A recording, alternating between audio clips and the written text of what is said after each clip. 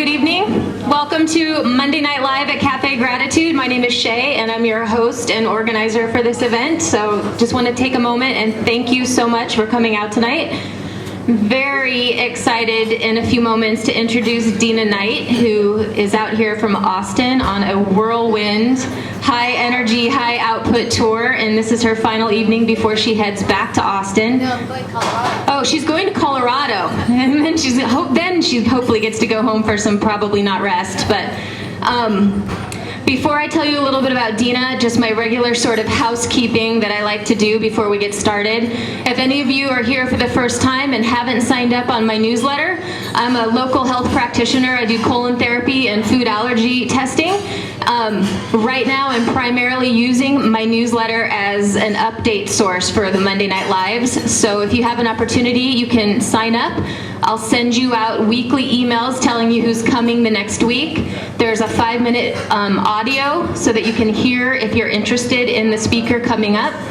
There's also video links to the past week's presentation if you aren't able to make it. And all of the 5-minute audio interviews as well as all of the past speakers are available on my website. It's all free, so if you have a chance, go ahead and check that out. There are a couple changes to the schedule.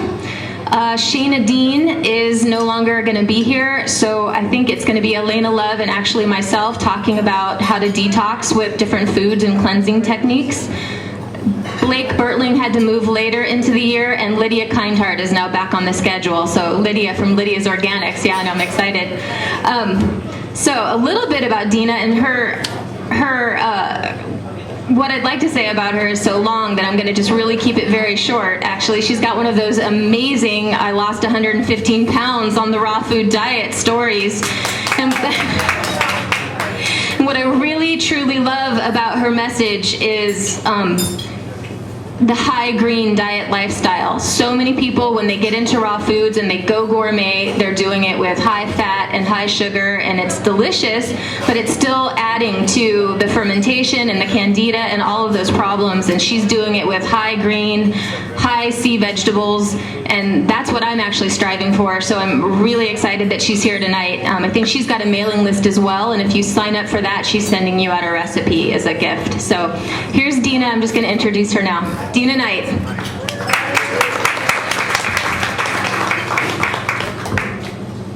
Thank you, Shay. I hope you guys can hear me okay. I've been speaking nonstop for the past 7 days, practically, and so my voice is a little in and out, so apologize for that. We had an 18-hour film shoot that I did for a DVD before I came here, and then this past weekend, my lovely hostess, Elizabeth Bechtold, just turned 70, and she's an awesome example of raw food in action. Excuse me. And we had a birthday party for her with over 170 people there that we catered, so it was a little crazy.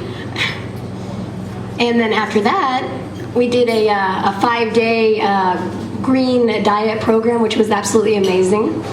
And we had some great participants there. What?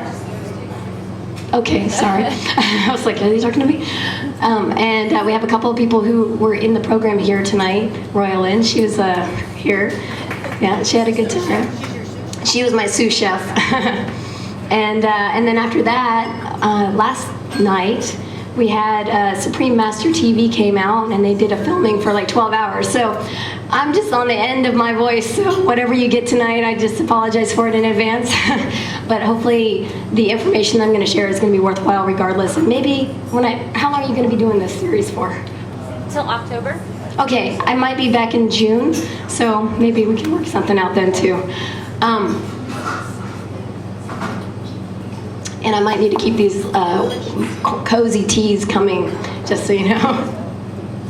So I want to start off by telling you a little bit about myself, just so for those of you who have not visited my website.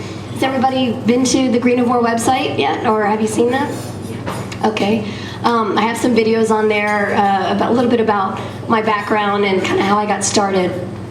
And it was about 6 years ago that I really got, I guess, full-blown into, really connecting diet and health together. Because before that time, I had been a vegetarian since I was about age 13, but I wouldn't really say I was the healthiest vegetarian. I was more of a junk food vegetarian, and or a soyitarian, or it was more of the processed foods. So. And over a period of time, a lot of people, they think they go vegetarian, they're going to be healthy. Oh, I'll leave the meat out, I'm going to be healthier. Not necessarily, because there's a lot of things that are vegetarian that aren't necessarily healthy for you.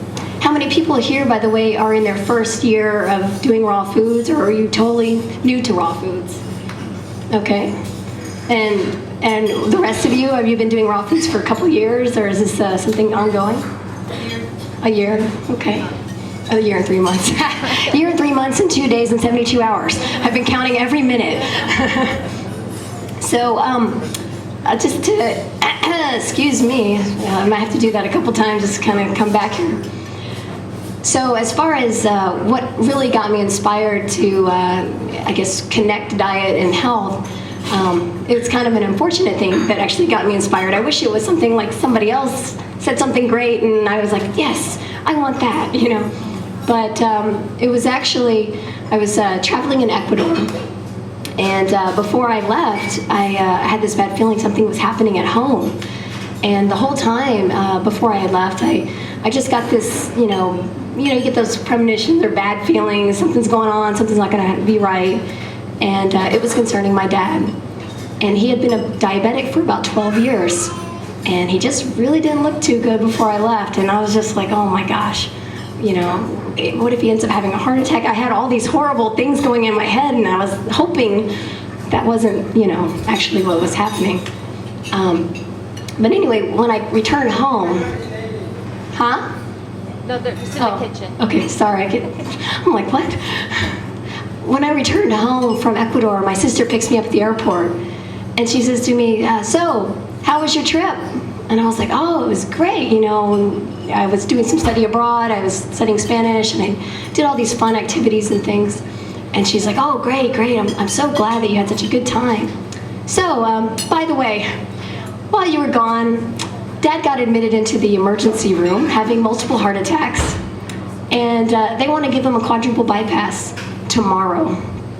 Oh, and by the way, Mom just got diagnosed with the early stages of cervical cancer. Welcome home. So that was how I got thrown into it straight from getting off of vacation. And I tell you, it's at the same time that I was, I was worried and upset, I was also angry. There was this anger that came out of me that I was surprised at, but it was almost like, oh, I've been telling him for years, you need to take care of yourself, and and he wasn't listening. And I don't know if you've ever had that issue where you try to talk to a family member about eating healthier or something and it kind of falls on deaf ears. But at the same time, you can't change everybody. Everybody has to come into it in their own way. And I realized, even for myself, that even though I thought I was being healthy, as a vegetarian and all this, and a little high and mighty on the vegetarian, role, I wasn't. And I really didn't even know that much about vegetables. But I did know that if you go and try to eat really high fat and, all that kind of stuff, that's not going to be good for you. So I went to go and see my dad in the hospital, before he was going to go have the operation. And it was just this, this overwhelming feeling of just being worried and upset and sad and really just not knowing what was going to happen. And the next morning was when he was scheduled for it. And he's like, this is, I've had multiple heart attacks. I didn't even know it. Can you imagine having a heart attack and not even knowing you had a heart attack? I mean, one of the things that happens when you have diabetes is sometimes you cannot actually feel different parts of your body properly. And so, he couldn't feel his feet for years. And so he was having heart attacks and didn't know it. And actually, this happens a lot with long-term diabetics, unfortunately. Now, I don't know if he just ignored it. Maybe he was feeling it and just ignored it and wouldn't want to admit it. I don't know, but he says he didn't know.